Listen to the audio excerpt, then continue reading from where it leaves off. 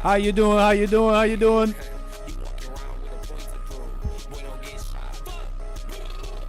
I'm the Anchor Baby, and this is my stream. Happy Friday, everybody. Welcome. Kick back and relax. We're in the lab. Welcome, everybody. How you doing? It's Friday. Welcome, everybody. How you doing, Mark, Joshua, Daniel? Everything is fake. Jazz, Mark, Big Daddy. Hey, Winston. How you doing, everybody? Howdy.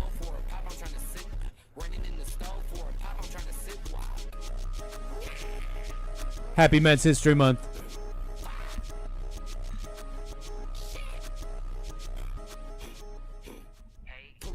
Welcome, welcome, welcome, welcome.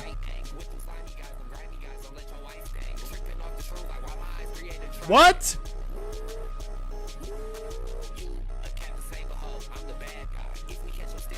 Wait, what?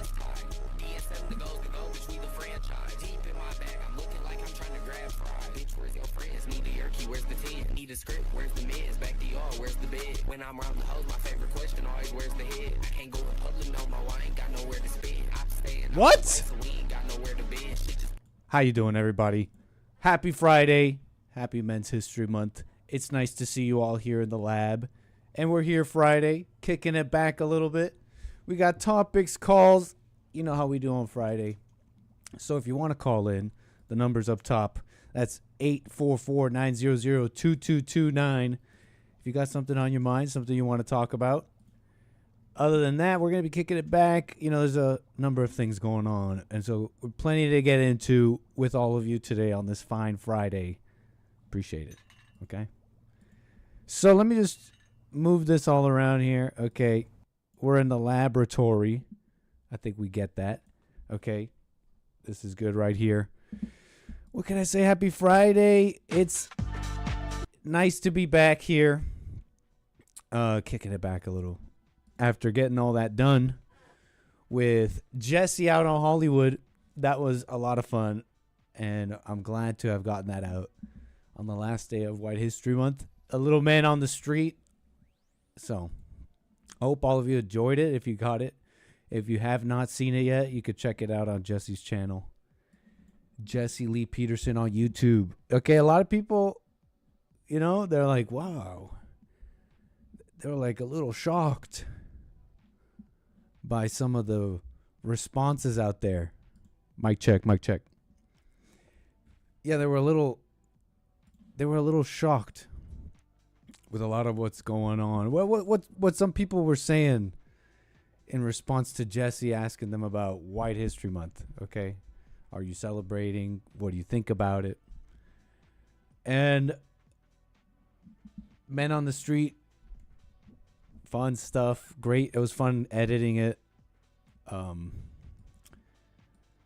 Yeah, we got a lot of black people out there, so people are kind of responding to their reaction to White History Month. I can't say we can't say we're surprised, but I guess, I mean, hatred is always shocking in its own way. But I am noticing the comments are particularly shocked. I found that somewhat interesting. I found that a little interesting. Thanks, Joshua. I'm glad you enjoyed it. Okay. You know what's funny? We almost... James brought up this song like the day before, and I'm like, oh, I need to re-edit the whole thing. We should have had this song in there. A lot of white people were also a little bit, you know, call it scared, call it what you want. I would, you know, they were confused, sometimes unappreciative completely of Jesse creating White History Month. So that would have been a cool edit.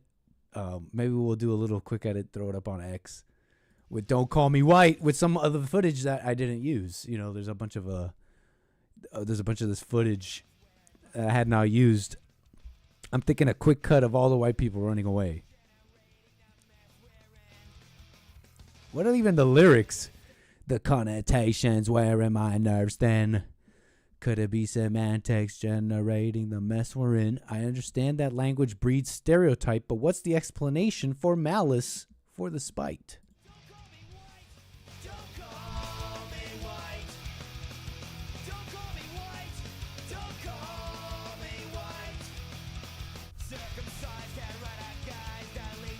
Circumcised, categorized.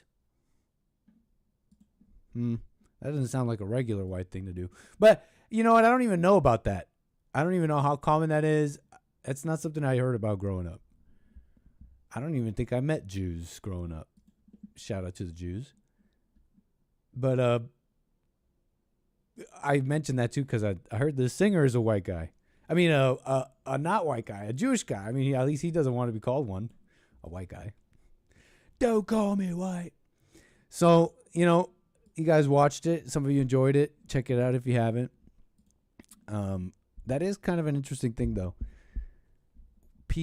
White people, it's so funny. Like, I gotta say, it's so funny. White people really don't like the idea of a White History Month, huh? It's funny, you know, Jesse talking to some of them out there, and it should be equal.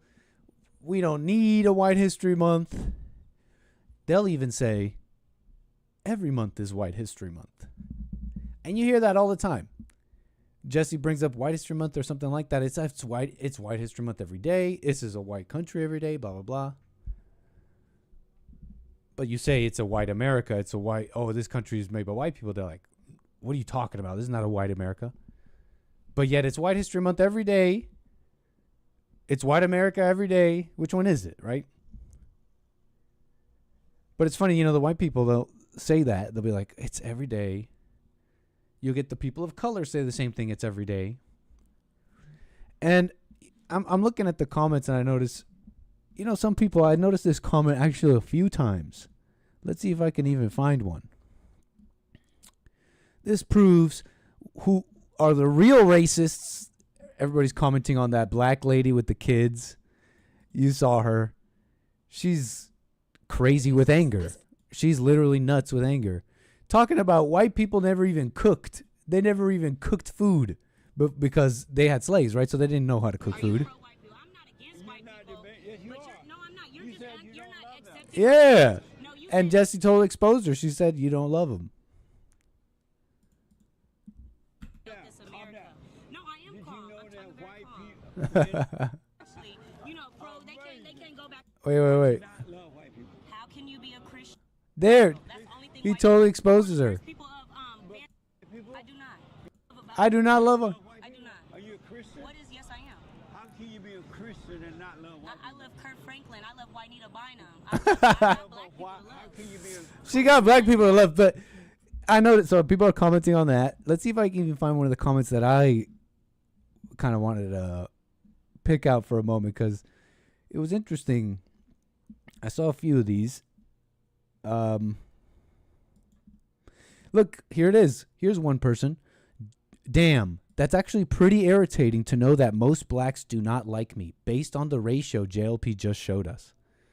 I saw other similar ones, and it was like, wow, it's really shocking. And it was just a number of comments saying how shocking it is to know that so many black people don't like me before they even meet me. That's the one I read. And other ones just like that. Wow, it's so shocking. It's so bad. It's so terrible to learn how many black people hate me. This is a white person, I imagine, in the comments. Sometimes it's clear because of their picture. Saying stuff like that. Oh, it's terrible how many black people hate me before even meeting me. And I found something about that wrong. Something wrong about that thinking. Because there's something wrong about it. There's just something wrong about it. Like, consider, it's this assumption of love that they even have. Right? If you notice, this person calling you racist, calling you these things, they're not treating other people in their lives with love. They're treating everybody with hate. They're not treating anybody with love. So you're telling them, hey, they hate me before they even see me. It's not personal. They hate everybody. Okay? It really isn't personal. is what I'm trying to say here. And so when I see the comments like that, taking it personally, I know something's wrong about that. And I gotta say, a parallel with people that we've been seeing take things personally. When blacks take things personally and get worse in life. And now just think about the times you take things personally in life. You got worse. Your relationships you just got more confused. You made mistakes, said and did things you didn't mean and didn't wish to have done. Taking you down a path you didn't mean to go down. So I found that a little interesting to see the lads be like, oh, they hate. I've heard blacks say that for years. Man, people, they hate us before they even meet us. They hate me because of my skin color. They hate me before they even meet me. And I noticed all those people saying that were the quickest to judge and the quickest to be hateful. So I definitely, maybe it's a little maybe it's shallow, but I don't know if it's that shallow to see this parallel and maybe have a little bit of a hold up. Let's pump the brakes. What's going on? Let's reflect on ourselves. So yeah, they don't hate you before they meet you. They have anger. They treat everybody with no love. And it's what drives that woman, what drives those thoughts and those motivations. It's motivated by simple, basic, lizard, demon, devil things. Greed, embarrassment, fear, anger, right, all that. So I found that a little interesting to see those comments, And, another thing, because I noticed I noticed that the white people, for example, consider the following statement. Every month is White History Month. I noticed something hearing that over and over again. I noticed that the white people and the people of color say that phrase and mean different things. When the people of color are saying every month is White History Month, they're referring to it's a white country. They're coming at it from a dislike of anyone even supporting a so-called White History Month for all the evils they did. They have to pay. It's a justice thing, restorative justice, etc. That's what's on their mind when they're saying every month is White History Month. The white people, when they say every month is White History Month, every month should be American month, there shouldn't be a White History Month, we should all be equal, they're coming at it from we should all be the same, equal, we're on the same playing field, no racism, like let's be friends mentality. Isn't that a little interesting, the details? Put it like this too further though. Is it really love? That's not even a reasonable thing. It's not even a reasonable position to have. For anyone to look at someone who has anger to you, blames you, and for you to say, well, we have to show them love, or put it, it's just not love. That can't be love. That's unreasonable and crazy. That's not love. Love is not a set of actions that you can just repeat. Okay, it has to be in reality. And imagine just letting someone in your home because that's love and this person's killing you and you're like, that's love though, I'm showing them love. Like, that's actually insane. That's not love, it's insane. So that's really the image I'm seeing that orders that for me. So they're both crazy, right? They're both crazy. I think the details matter a little bit. And you got the white people, they mean something different when they're saying that. Saying let's be friends, let's be equal. So that was just a couple of thoughts I had about the Men's History Month little thing with Jesse there. That was great. It was fun making it. It was fun doing it. I love about a white person. What does white people do that's Christian like? But yeah, amazing. Pretty much. What's up, Lord Baby? Thank you. John, welcome everybody. Cloud, Paul.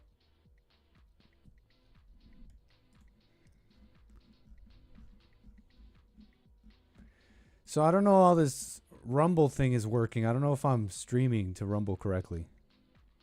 I can't tell. I'm using their little tool. This tool there Oh, I am alive. I don't know, folks. Think I'm live somewhere on Rumble, but I'm live on punchy.tv/anchorbaby, and of course here on YouTube.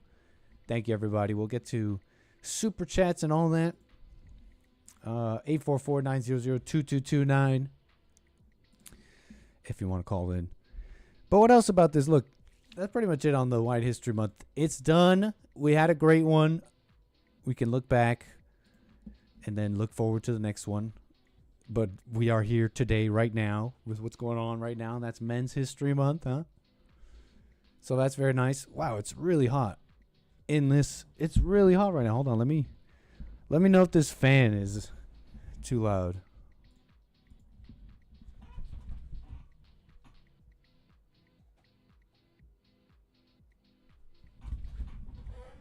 Tell me if this fan is audible and annoying. But let me know. But where was I? We might need to figure out some kind of AC system in the side studio. Loud? Is it loud?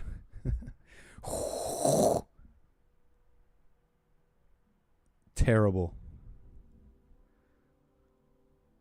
That'd be cool though. Some kind of AC system. Yep, too loud. Suffer and die in the heat. Nah, it's chill, bro.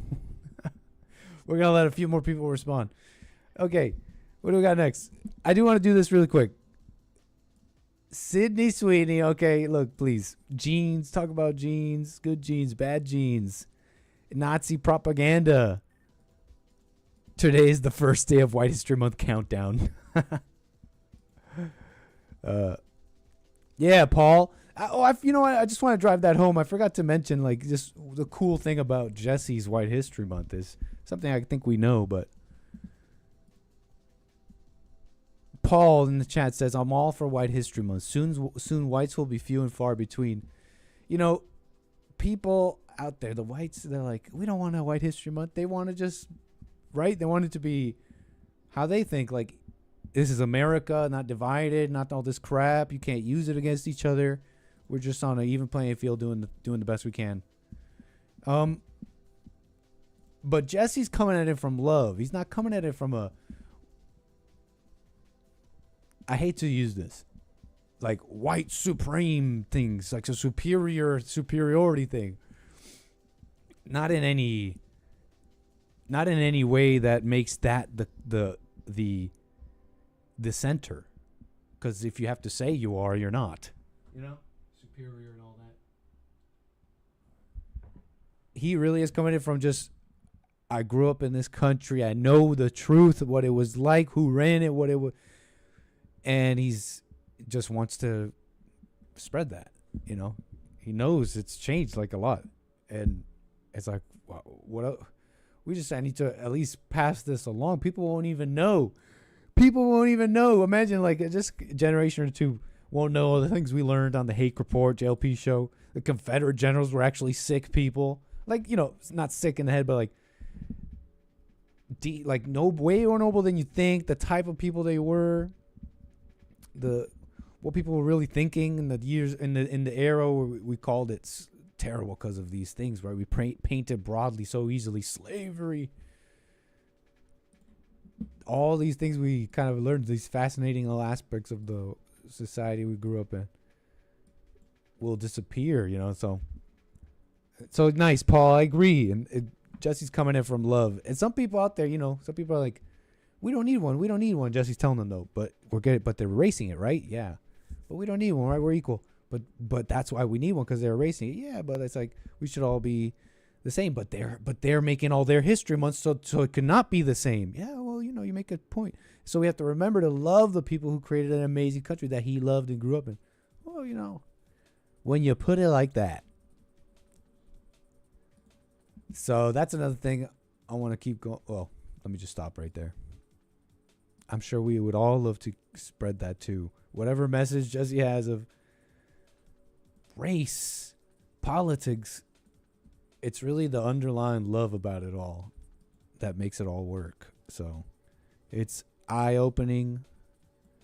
It brings clarity in a crazy world. So moving on here. Sydney Sweeney, words matter. This is going around. I thought it was because of the backlash, the controversy. She dared to say she had good genes. Am I getting like? Is there some sort of ethnic goggles going on here? Kind of how we talked about on Punchy TV with the fellas. You know, sometimes a white girl or a girl of any race will look a couple of points higher to someone else, right? Because of the exotic factor, okay? But to the person in that race, they're like, that's just a regular white girl. What do y'all talk about? Maybe you guys are a little hypnotized by her intelligence, by her very ample intelligence. I don't know. Is she mid? I heard Pearl's calling her mid. She is. She's somewhat of a striking beauty, even if it's maybe figure. Maybe it's figure. I'd say she's somewhat of one of those like also one of she has a little bit of that factor of like kind of off. You know what I mean? Like, what's the word? I don't know what it is. The offness of it all. It's the offness of it all. But I gotta say, I think pretty much everybody's mid. No, this is a weirder take, but we can come back to that. There's not that much difference in people. And then you have like some outliers, which are like the, right? Looked up to, right? They're the the titans of genetics. So I don't know where I'm going with that, but is she mid? I don't know. I'll let you decide. She's crying. I thought it was over the ad. I thought it was over the American Eagle Outfitters ad where she's saying she has good genes. It's not. This is an old video. They're saying it's from 2021. But if this is Sydney in 2021, how's she holding up now? Would never actually do this. And I would never actually do this, like ever. But I think it's really important for people to see how words actually affect people. And I know everyone says like you can't read things and you shouldn't read things, but like I'm a fucking person. I'm just sitting here with my dog Tank watching HGTV wearing my Stuggy. Like, she's just regular. I don't know. People need to be nicer on social media because it's really fucked up. And am I judging? What I gonna? I feel like this was a good scene. That was a good take. Wasn't that a pretty? That was a pretty good take. No. I don't think I'm judging. Was she crying? She lying? And scene. Great take, Sydney. Post it. That's great right there. Yeah, that's Sydney Sweeney. Some of you are saying no, saying otherwise. That's Sydney crying in 2021, not over the American Eagle thing, but over something else. I don't know what it was. How is she holding up now? If words could destroy her like this. And, you know, I don't know. I bet you if the words that really destroy her, I don't know if she'd make a video like this. This is a scene. This is a scene. This is a thrill. I'm a good person because I'm telling you guys to be better. You guys are so terrible to me. But only terrible people can cry like this over words on the internet like that. You actually have to be kind of a terrible person yourself. Put it like this. You think of yourself in such a way that I think it's really important for people to see. Stop. That you shouldn't receive some sort of attention or words or shouldn't receive this or that from the world or whatever. And so with that view of yourself, I mean, that's actually pretty egotistical. It's not the little tool. There's nobody. You're not a little. Nobody's innocent. I don't know if I totally believe that, but I'll get older, let you know. But I'm seeing like people aren't innocent. but they're also not meant for us to condemn and kill and judge. It's just this is a play. This is a play. Yeah. And it's like the world should know how much words matter. That's such a terrible message. What a terrible message.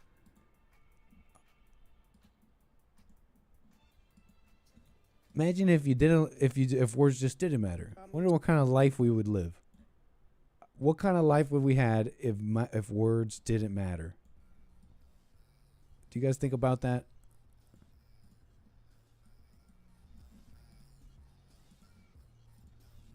Anyways, Sydney.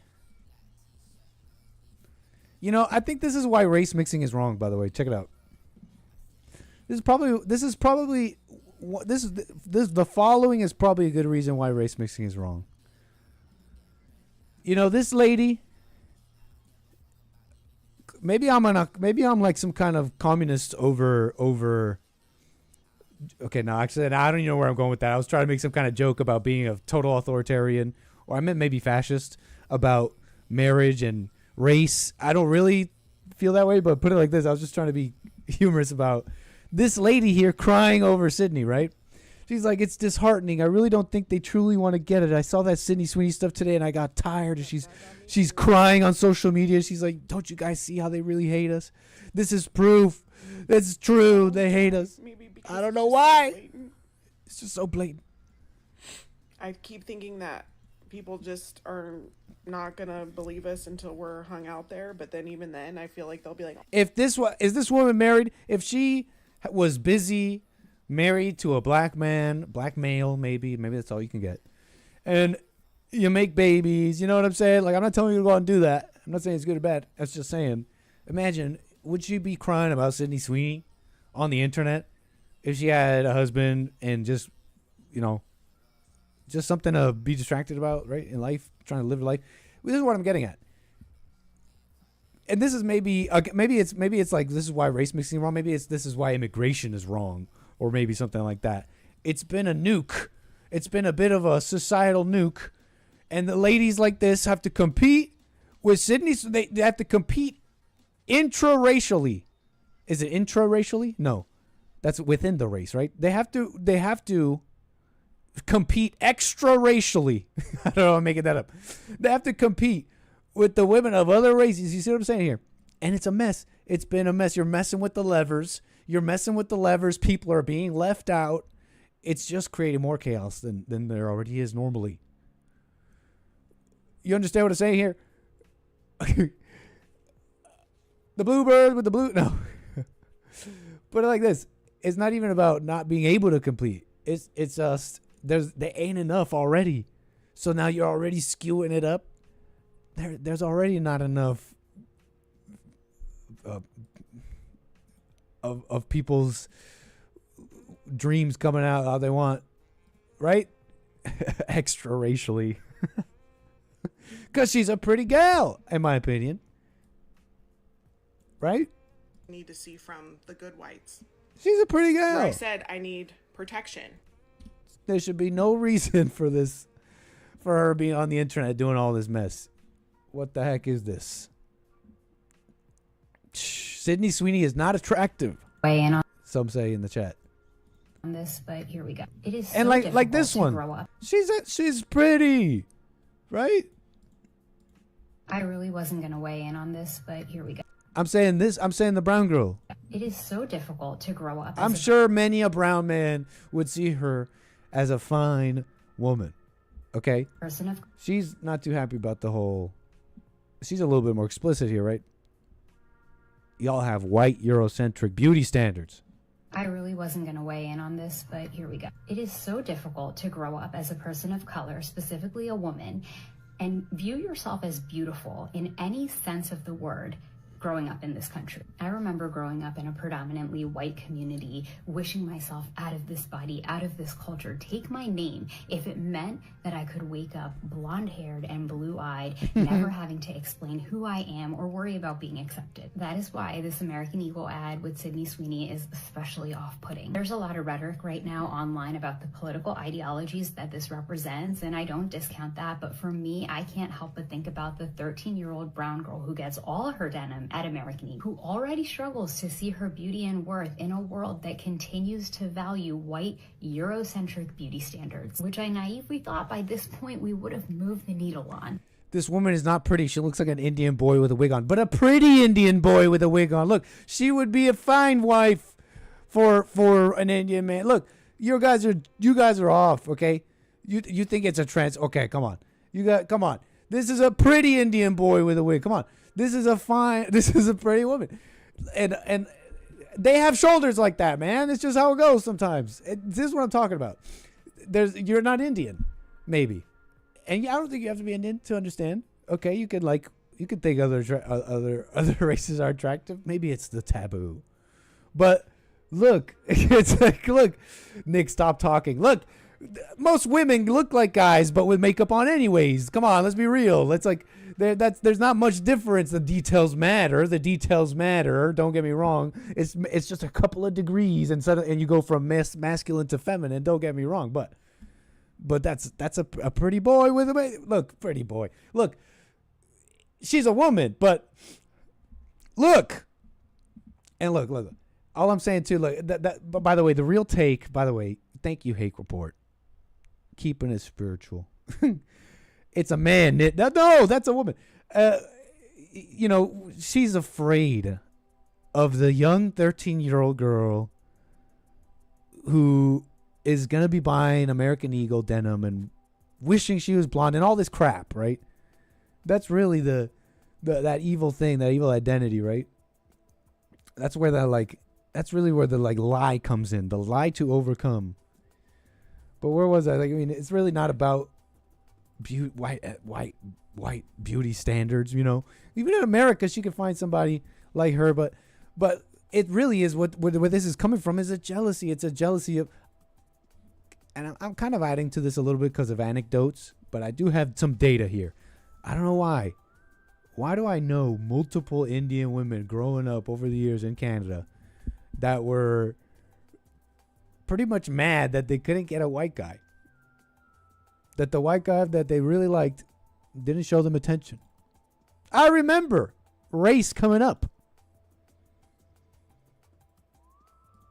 It's a jealousy thing. So, go find your, you want to be top, you want to be race, what's it called? The top of your beauty standards. Go to somewhere where those beauty standards are the top. But I don't know. I guess you got to contend with globalism maybe and TikTok. But that's not even something to even think about. Now we're thinking about that. Now here I am doing evil things, thinking about what ifs. The point is, people get together with people around you. People are going to marry. They're going to marry and have babies. They just do that. That's what people do.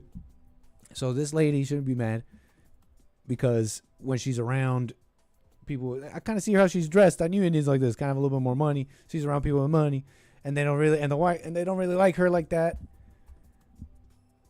I don't know what to say. It's definitely jealousy, and there's plenty of guys that like her. I'm sure of it. You guys are just being judgmental, okay? Nothing wrong with her nose, okay? Look at her. Don't be rude. You guys are liars, okay? They're both pretty gals. Maybe they're both mid pretty gals of their arenas. Let's call it. Is that a euphemism for race? Arena in this case? Maybe these are the mid gals of mid. Those hands are huge.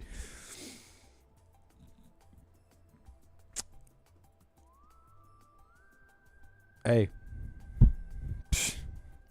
Hey.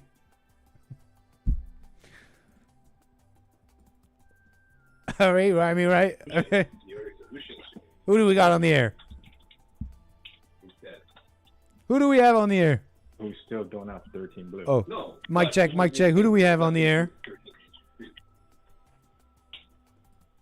Hello? Caller, who do we have on the air? Hello? Hey, we're talking to you. Hey, Nick, it's Jermaine. What's up, Jermaine? Canada in the house. Welcome, sir. Yes, sir. I mean, I was calling about the Sydney Sweeney thing Okay. and all these girls complaining. And why are they actually complaining? It's interesting to see, because I can bet you they have simps in their DMs crawling after them.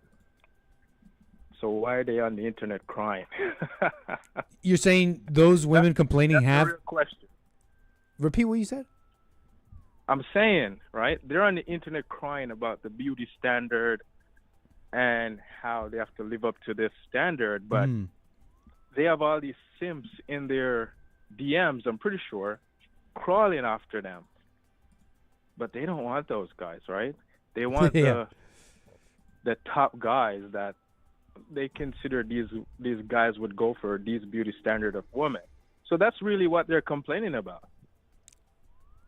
Basically, some of that. I bet you some of that's going on. I gather something tells me that something like that's going on. And you know, I know there was a caller on the JLP show. She was like an older lady, like I don't know how old, but she was definitely a little older.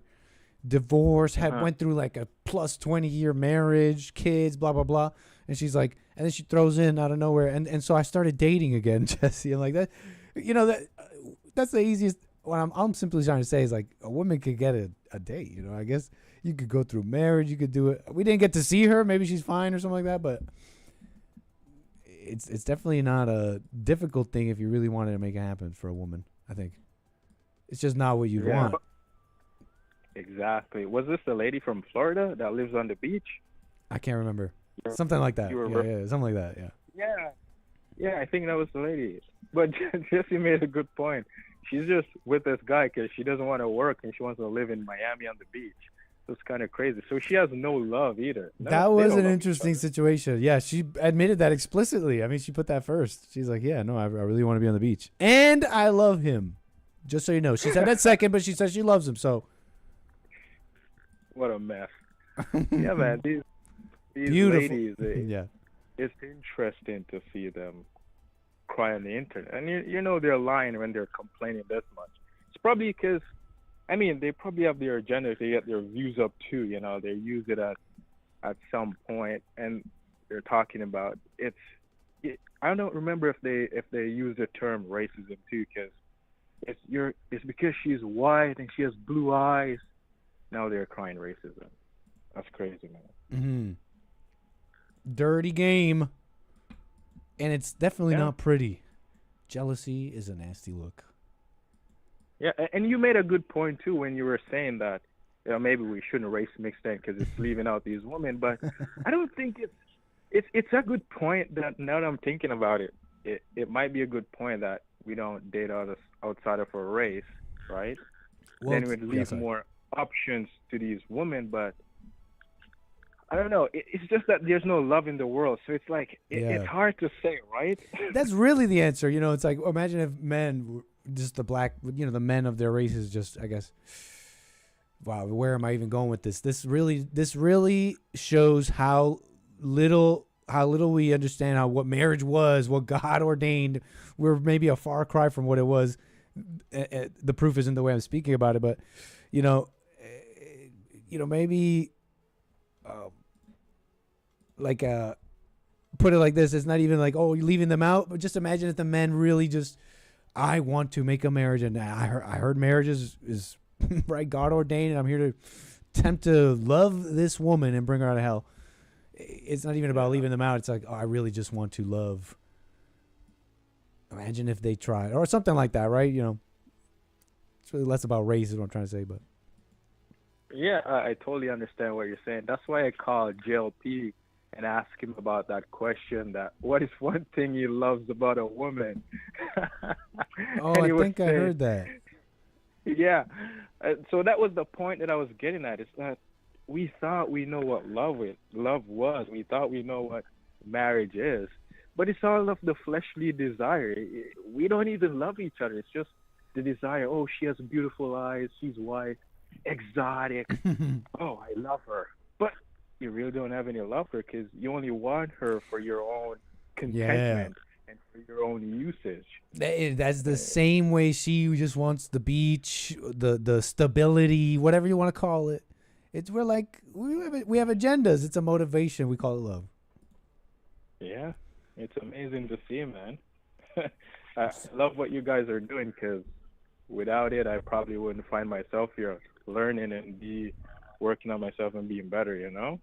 Yeah, man. Right on. All right, man. Right on, Thanks. sir. Bye. Call me again. All right. 844-900-2229. Anyways, into looks. I'll say this, here's another thing, just kind of a thing. Hey, being confident, right? Taking the mic. I'm cool, whatever. There's a time and place for it, right? Being young. I guess she's got the shirt here. Kiss the boys and make them cry. Sydney Sweeney. Oh my gosh. I'll say this. Something maybe ladies don't know, maybe young ladies, I don't know if they're listening. Like, do what you want, I guess, but put it like this. Guys, even just maybe it's instinctually, we know that a woman, particularly into her looks, especially wants to use it and flaunt it. We know to be careful. We know they're not a trustworthy person. You notice that? Now, maybe not all cases, etc., but just something I think you should know. I think people know this, right? Just saying an obvious thing, probably. Well, you don't really. It's hard to trust. You do get like keep at arm's length. If I'm like, let me get involved with this. I might be right. I'm playing with fire. I might get burned. You kind of know this, okay? So I'll just talk about good genes. Good genes, good genes. What about bad genes? Huh? It's easy to talk about good genes, but everybody starts getting real scared, starts sweating when we start talking about bad genes, okay? Now it's like the party's over. The music stopped. The record scratched. Bad genes. What do you mean? What are we going to do? What are you implying? What are you saying, bad genes? What do you want to do to bad genes? I'm kind of messing around, but I think it's a fine segue into this man, this individual. Are you familiar? You might be familiar with him. Years ago, he went viral over some of them. Okay, so let me put it up. Let's see if we can find his story just to remember. Just to remember. He was a young Swedish man, I think in 2018. And he posted a video that would change his life. And I don't know how much his life changed actually, but some things came from it. A channel titled Never Give Up. Never Give Up. He posted a video 7 years ago titled Being Ugly, My Experience. You might be familiar with this guy.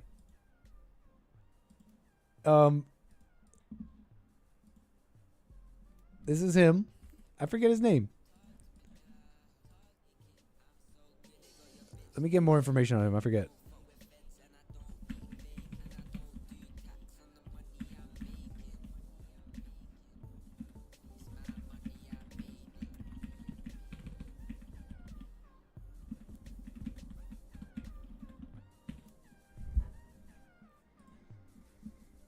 Shout out to Sweden.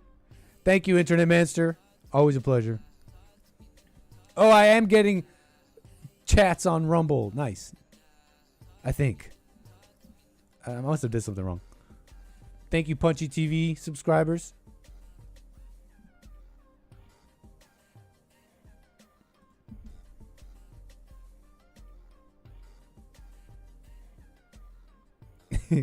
He a funny looking Enga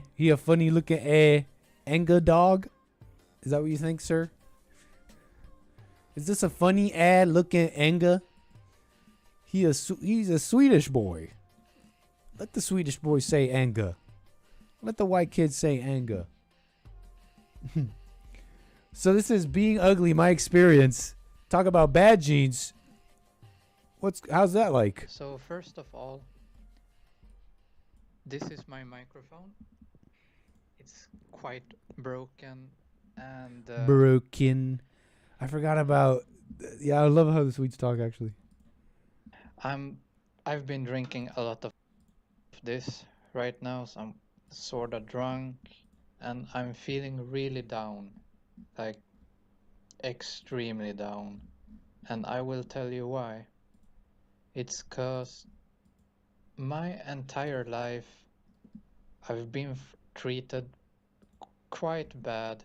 I should also say, like, this is a warning, my English is not that good, and like I'm just I feel really I'm not ragging on him. You're ragging on him.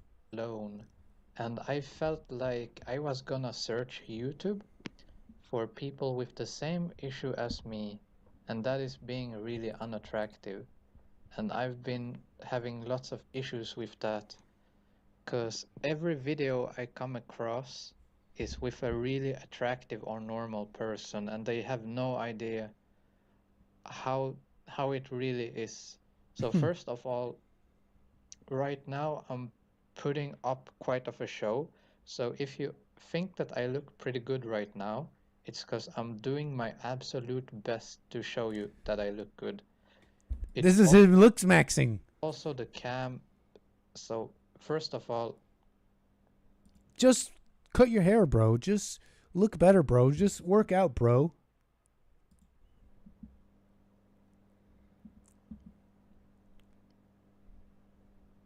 my teeth are fucked There's a up. humor to this. If And you're I'm not such a pushing judgmental forward person, then you feel bad and you want to hurt people and then feel bad and then feel good and feel bad. Okay? All the time. I have extremely much loose skin. This is nothing I can do anything about. I've been I can do that too. checking this a lot. I have so much loose skin, it makes me look terrible. I have a big You need to mew, forehead. bro. You need to mew. You need to start mewing. You suck it in. It's what the celebrities do. I heard. And my hair is making me look really good, but if you would take away the hair, like,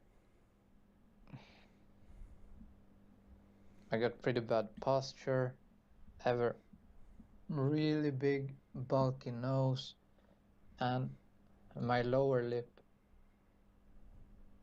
is a lot bigger than my higher lip. Like, my higher lip is normal, the rest is not. So I'm using my hair, I'm letting it grow out so it covers, and then I use a hat to hide my pan, my eyebrows, everything is like, I do not look good. I've never in my entire life. Does he kind of look like who's that killer? No, like apologies, sir, Mr. Swedish man, Mr. Mr. David, sir. I'm just saying this is gonna actually be a compliment if you just allow me to express this. Who's that guy?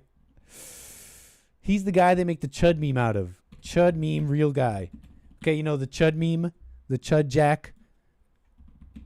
Okay, this is the Chud meme. It's based on a real guy. Okay.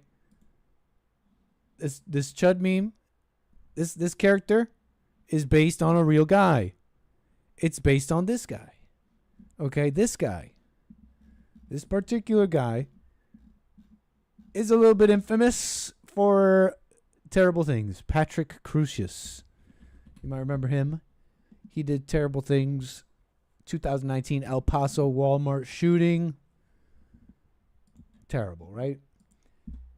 Here, you know, you saw him looking like a chud, maybe. Check it out. Check it out. Check it out, David. I just want you to see something. I know he's a mass killer. But I'm not asking you to. It's not about admiring. It's a simply looks thing. Yeah. Okay, well, there were better pictures. I'm telling you, he had a glow up. I'm telling you, had a prison glow up. Okay, maybe he looks a little wild there. I tell you, there's a picture where he, where he looks like whatever. Anyways.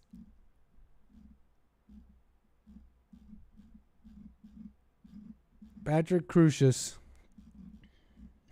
Moving on. Just don't underestimate what I don't know what a little bit of a updo and good lighting can do for you.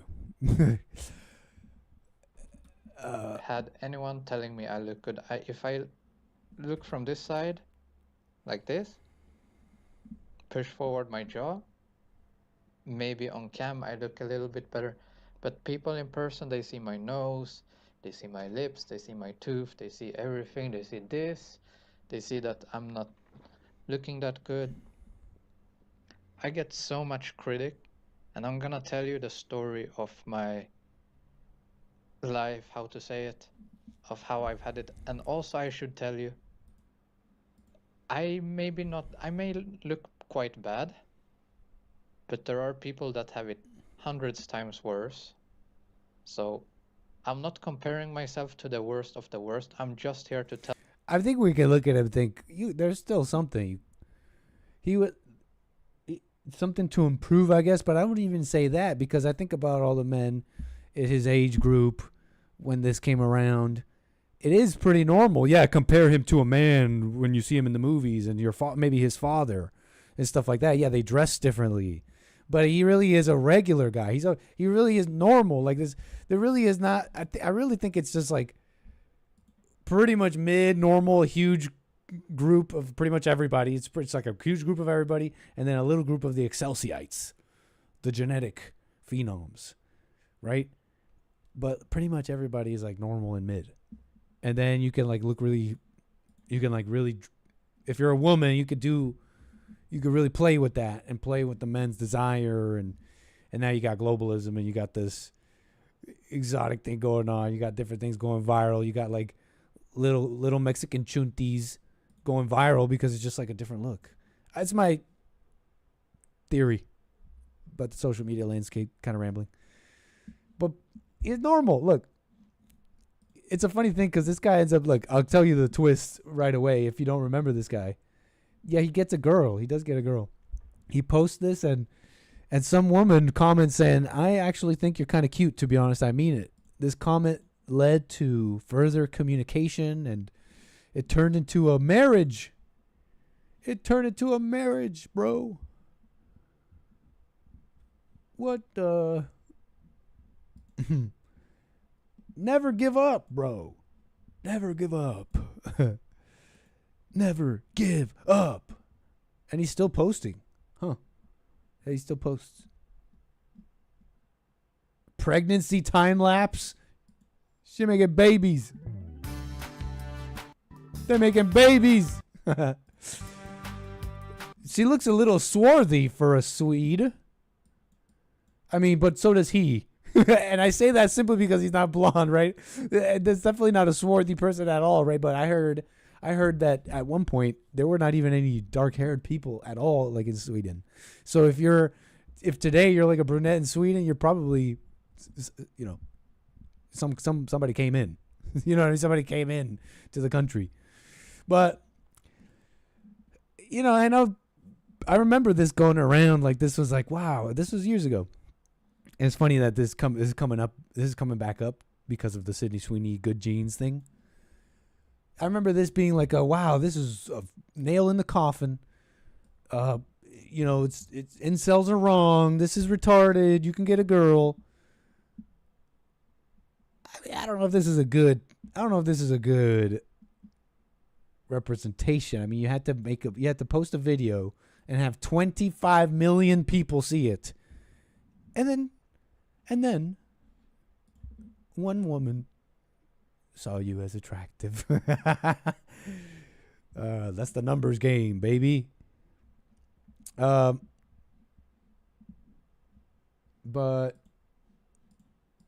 yeah, that's just an interesting thing. The green lines people on the internet, if you're familiar with the esoteric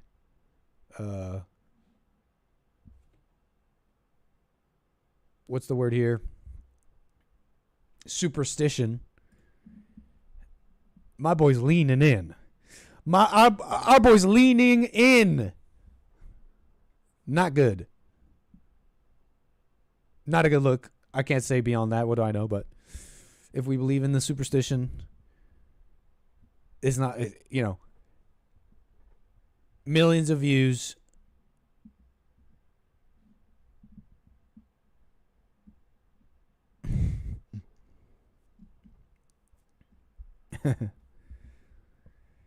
But what was I saying?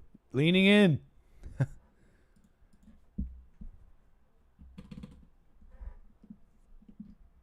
Let's see here. Bro got Riz.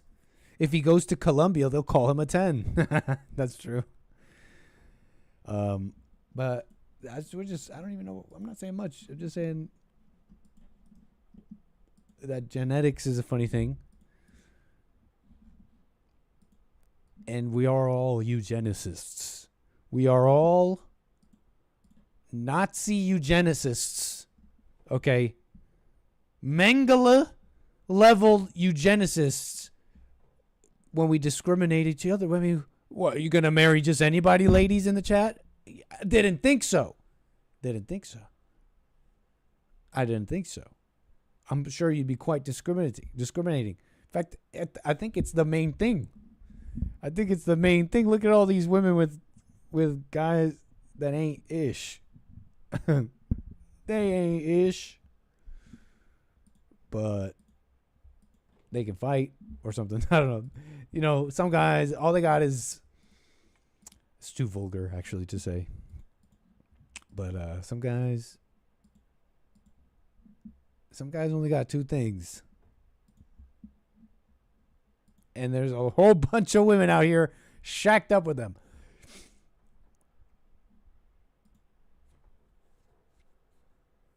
Where was I?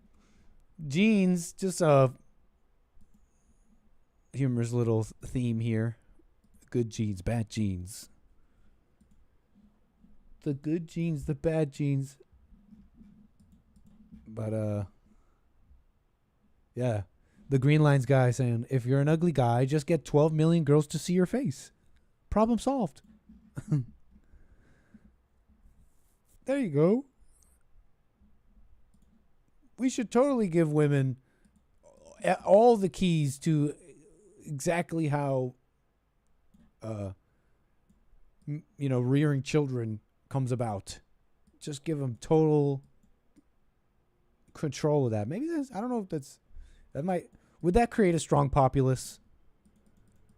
It might in theory, but also they hate men. So they're like, hey, bring in the immigrants. We'll make babies with them. What the? So, in theory, it might create a strong populace, right? Just let women choose completely. Give them the keys to who they make babies with. And then the bottom percentage of guys, it's like, sorry, fellas. It's the women's way. Very authoritarian, very just cold, nurturing. Let the women choose. Cold. Bottom 10% of men off to the mines, and you'll have your allotted pleasure dome hours where you can enjoy a robot woman, and then back to the mines, incel. But if we gave the incels the keys, I don't know. It's like the state mandated wives, which it sounds a little better, but I don't know. When people with anger lead, I think bad things happen. Okay, I know we're just having fun speaking about possible fantastical futures here, but yeah. The bottom percent of men, this is not happening for you. But also, is it that deep and important? Anyways, what am I even talking about now? We're just rambling about a possible gynocracy. A future gynocracy. Where they decide who lives and who dies. All my AI girlfriends love me. It might make the strongest society ever. Don't you? Maybe, in theory, right? They're only gonna like pick the best men. But wait, hold up. Who's gonna pick the women? It's a handshake here, ladies. The Yap Master 3000, welcome to the show. It's a handshake, ladies. Genes are being deposited by two sides. It can't all be just bad guy genes. There's bad girl genes, I bet, no? Whatever. Being ugly, my experience. You know, there's probably some truth to that in how shallow people are. But, you know, I bet you a lot of that is overblown, in my opinion. We overblow our experience anyways. So whatever how he was treated for being ugly, there's probably, for every instance that may have been, there's probably a bunch more that were just in his head and made up. But I can see it, you know. It's just how evil people are, you know. They'll look at a beautiful person and just give them in the world, right? Give them the world.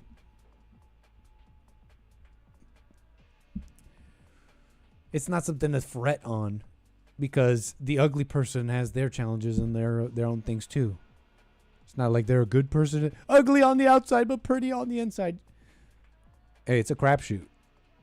Pretty on the outside, ugly on the inside, pretty on the outside, pretty on the inside. Well, what the heck is even pretty on the inside? But anyways.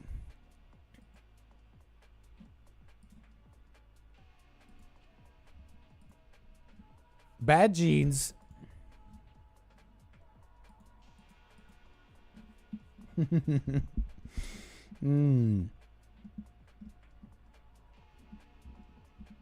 Bill wanted to try the Grok AI companion girlfriend thing on the air on Punchy TV. He wanted to talk to Annie, I think is her name. What a mess. It's happening faster than I thought. AI girlfriends. The things people crave. We really are silly people. We want love. We just want to be loved. No, actually, we just want it to be simulated and feel like love. And you could tell us, hey, by the way, hey, look at your screen. We made up a girlfriend for you. And you're like, I feel loved. This is all I needed. We don't want love. We don't want each other. We want our simulacrum of what we call love. What? Yep.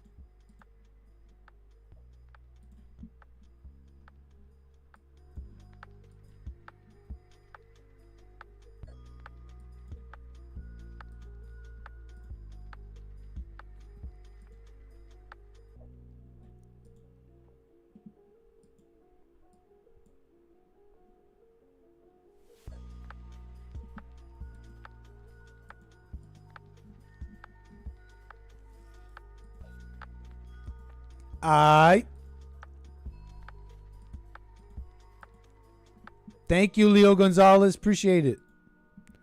Says he'd make a good wife for a man. Nick confirmed.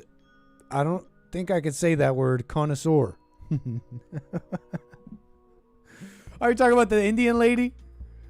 That was you guys. You guys were saying that it looks like a boy with long hair, but it's a pretty boy, like a really.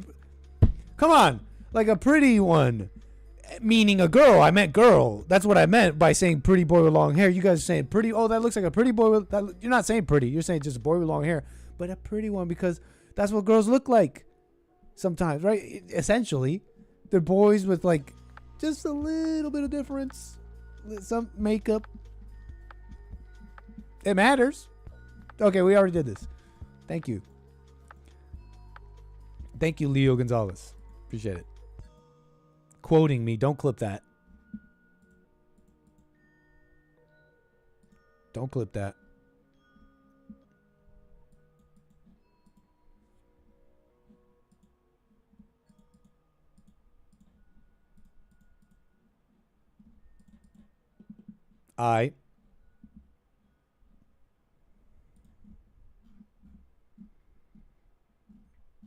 Yeah, it looks like that guy's making babies and doing his thing, though. Even now. All right, there's some news here. There was some news here.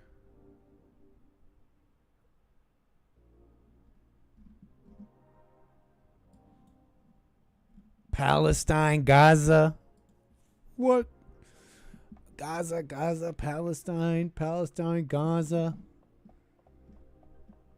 And Trump being a normal guy. And I love that. Obviously being a normal guy. You're like, how can the U.S. support the killing of babies? Does Trump want to kill babies? It's like, no, he doesn't. But it's like for you, everybody who's saying that is not like a real person. It's just Israel bad. Give me the scarf. Bomb them because it's Nakba. They're Zionists. And I'm seeing so-called level-headed people trying to be level-headed about this. Just basically agreeing with this unreasonable notion of just, they're Zionists, they shouldn't even be on that land. It's like, okay, so you're just going to be a Palestinian about it? And that's probably an ignorant comment. But you're not thinking about America. You're not even thinking. And I notice all those. I'm bringing that up because that's all these people who want a response, right, from the Trump administration. Like, you guys aren't cool with this, right? Meanwhile, Trump has been a regular guy, been real about it. Like, okay, there's something political here to do. We can get these people to work with me to make stuff politically happen here in America. They're an ally or whatever. This attack happened. And Hamas has to they have to get rid of him, right? They have to get rid of all that. But he's been a regular guy about it. It's like, I want the strong guy who gets the world first, and then I want to hear maybe, if he thinks it's fit, to care about the children. And that's what Trump is saying. He's saying these children, they have to be fed. Okay, there's real starvation in Gaza. And they're saying he's breaking from Netanyahu. And that's kind of what's going on. I don't know if this is news, but whatever.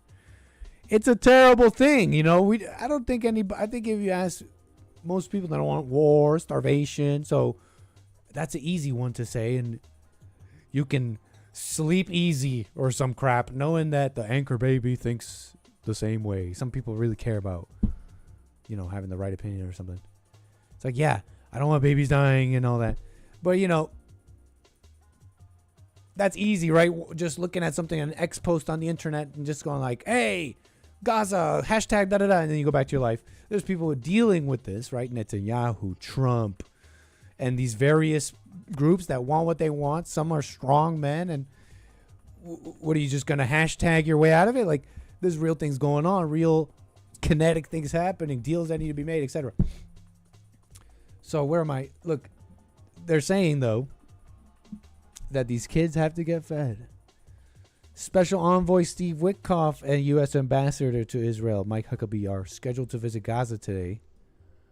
The duo plans to inspect food distribution sites, meet with local Palestinians, report back to President Donald Trump. The visit comes after Trump publicly broke with his sometimes ally, Israeli Prime Minister Benjamin Netanyahu, and said there's real starvation in Gaza. We have to get the kids fed. His remarks come as Israel faces mounting international pressure over the crisis, the growing crisis. Yeah. You know, what's the word? What am I? It's the. I really don't know what it takes to do what they want to do out there. Has that ever happened? Imagine Imagine Mexico was sending in missiles, right? What would it take to like get rid of like this cartel group on our border? Would babies die? I don't know. But it seems like Trump wants these people fed, and these international pressures are real, whether they're misguided or not. It's just strategic. Like, it just doesn't seem like you want this going on much longer. But I do see Netanyahu as one of these. You've heard this, but like strong guy, really, and you can dislike him. That's how strong guys are. You'll dislike what they do because they're making it happen, and usually what they make happen is in opposition to something you like, right? Because it's for them. So, but he's not going away. I don't think. And I don't know if he should. Stability would just be better for everybody. Like, how can I really care about the sides here and winning? I mean, it's really just for whoever deserves it, in my opinion. If you can keep, and make the land stable, then do it. But anyways, there's all this other stuff. U.S. involvement. And MAGA, some are using this word, genocide. Trump's shift is echoing through the GOP with some senior Republicans backing Israel, while key MAGA voices like Marjorie Taylor Greene, who became the first congressional Republican to use the word genocide. So yeah.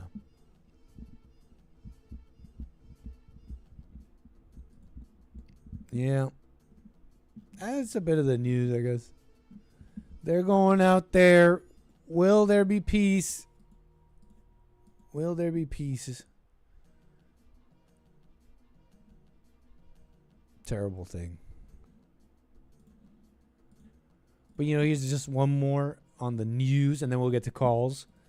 Like the news, I thought I'd mention just some news pieces here. We did a bunch of other things. So, Trump, Gaza, and that kind of going on. But how about this? A little bit of an update. Ghislaine. Okay, I know the Epstein thing. Personally, look, we did like a whole week of that. And we can take calls. I'd be fine with that. That'd be great. About even this. That being said, I'm bringing it up. Ghislaine Maxwell, Epstein, that whole thing. Because you're familiar with the administration's desire to have Ghislaine basically testify again, or just testify. So if you weren't familiar with this, just what they're, I don't even know if there's an update. They're just saying, hey, we want to do this, and the news is reporting on how difficult it might be. And I guess the only thing too is Ghislaine and her lawyers saying, hey, we'll testify, but we want immunity or clemency. We want some big moves here to change Ghislaine, our client's status here. And, some might think that's wrong or whatever. Like, hey, didn't she do pretty terrible things and all that? Whatever. I don't even, can't say I cared too much. There was, however, a interesting thread by this. I think he's a liberal, Michael Tracy. Look, this was actually sincerely interesting to me. So, because you got this Mike Johnson and the Republicans here, and they're like, yeah, we're going to be big boys. We're going to talk to Ghislaine. And why? Because there's so many victims. And these victims, we got to care about the victims. No, I'll get to calls. Chill. The victims. And we got to do the victims and all that. And then it's, and not only that, there's 1,000 victims. There's 1,000 victims. I saw this clip with Mike Johnson saying just that. And I saw later on X this reporter, I think, journalist maybe, Michael Tracy. Somewhat interesting to me sometimes. Whenever I see him post, but he just had an interesting thread. Can we go through this? This is fascinating. He says, there's so much wrong with this Meet the Press clip. It's incredible. The victim, quote unquote, whose harrowing testimony. You know what? I think it makes more sense if we watch Mike Johnson speak first on this Meet the Press with NBC. My question is, are you open to a pardon or commutation? I mean, Mr. Speaker, the victims referred to Maxwell as Epstein's right-hand woman. Here's what one victim who testified under a pseudonym told the court at sentencing, quote, the many acts that were perpetrated on me by Epstein, including rape, strangulation, and sexual assault, were never consensual and would not have occurred had it not been for the cunning and premeditated role Ghislaine Maxwell played. Is that by Kate in 2022. Someone deserving of a pardon or commutation in any circumstance, Mr. Speaker? If you're asking my opinion, I think 20 years was a pittance. I think she should have a life sentence at least. I mean, think of all these unspeakable crimes. And as you noted earlier, probably 1,000 victims. I mean, what? You know, it's hard to put into words how evil this was, and that she orchestrated it and was a big part of it. At least under the criminal sanction, I think is an unforgivable thing. So, again, not my decision, but I have great pause about that. As any reasonable person would. 1,000 victims. And, I mean, that just sounded wrong to me, but I couldn't quite know. But I guess that's probably how a lot of people see it. It's like, wow, this terrible ring and it's thousands of children. These people were, the elites of the world were raping thousands of children. I'm like, where does that number come from? Where is he getting that from? So I ended up seeing this Michael Tracy thing. And he writes, there's so much wrong with this Meet the Press clip, it's incredible. The victim whose harrowing testimony Kristen Welker quotes from is Anushka Dejerju, a British model, actress, and reality TV show contestant who was preposterously allowed to testify in the Maxwell trial under the fake name Kate. Even though Anushka Dejerju had already made numerous public statements and media appearances about her purported experiences with Epstein. The judge ultimately instructed jurors that they could not convict Maxwell on the basis of any sexual contact Kate claimed to have with Epstein, as none of this alleged contact would have been illegal under the charges brought by the government. It was certainly never close to established at trial that rape or sexual assault was perpetrated on this person, despite her dramatic claims at the subsequent sentencing hearing. Anushka Dejerju, a.k.a. Kate, maintained contact with Epstein into her 20s and 30s. The idea that her story constitutes illicit sex trafficking, much less pedophilic sex trafficking, is simply ridiculous. And yet Welker reads off this searing quote to a TV audience that will never receive any additional context. Speaker Mike Johnson claims that there are probably 1,000 victims of Epstein. Also makes absolutely no sense and is nowhere close to established by any credible evidence. It derives from the FBI DOJ memo earlier this month, which does not provide any articulated basis for the claimed figure of 1,000 victims, and appears to conflate Epstein's alleged possession of commercial pornography with child sex abuse, collapsing it all into one amorphous category of so-called victims. That is crazy, right? They're out there like, it's just 1,000 victims. We got to talk to Ghislaine. It's just, it's not a... I do get, honestly, from that comment, I get that he's like a say anything type of guy. He really is like a say anything type of guy. Another interesting part of the Anushka Dejerju, I don't know how to say her last name, but victim impact statement that Kristen Welker chose to omit from her reading on Meet the Press is she claimed to have undergone deprogramming in her mind and body in her 40s, whatever exactly that's supposed to mean. What? She's like, I don't know what that means. I am beginning to see some light in deprogramming my own mind. Quotes from her, I guess. This is her. In 2008, she was around 30. Anushka emailed Epstein while he was incarcerated in Florida, offering to send him photos of herself. In 2010, she dated David Hasselhoff. In 2011, she again initiated emails with Epstein, asking to visit and stay with him in New York.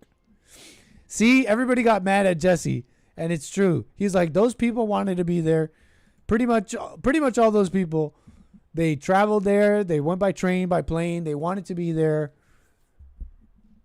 And everybody got mad at him for that. Like it was a crazy thing to say. Before testifying under a fake name in 2021, Anushka received $3.25 million from the Epstein Victims Compensation Fund.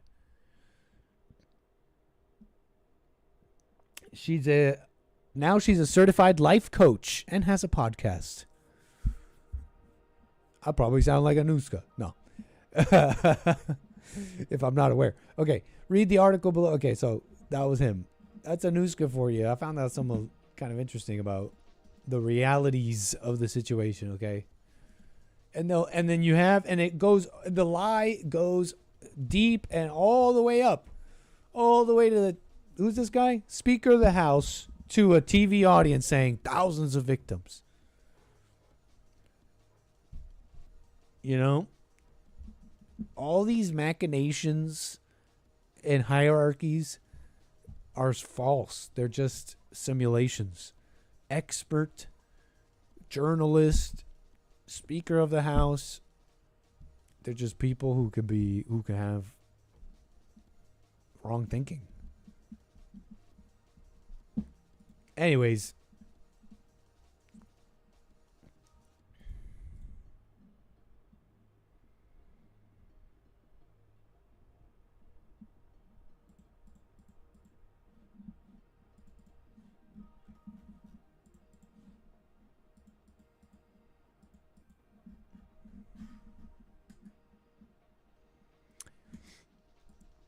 Me too.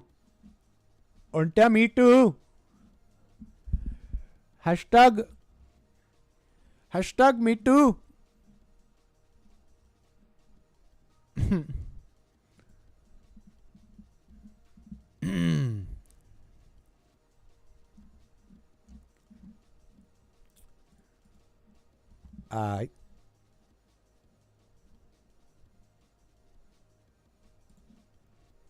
All right, let's see here. How about we do this in the last bit?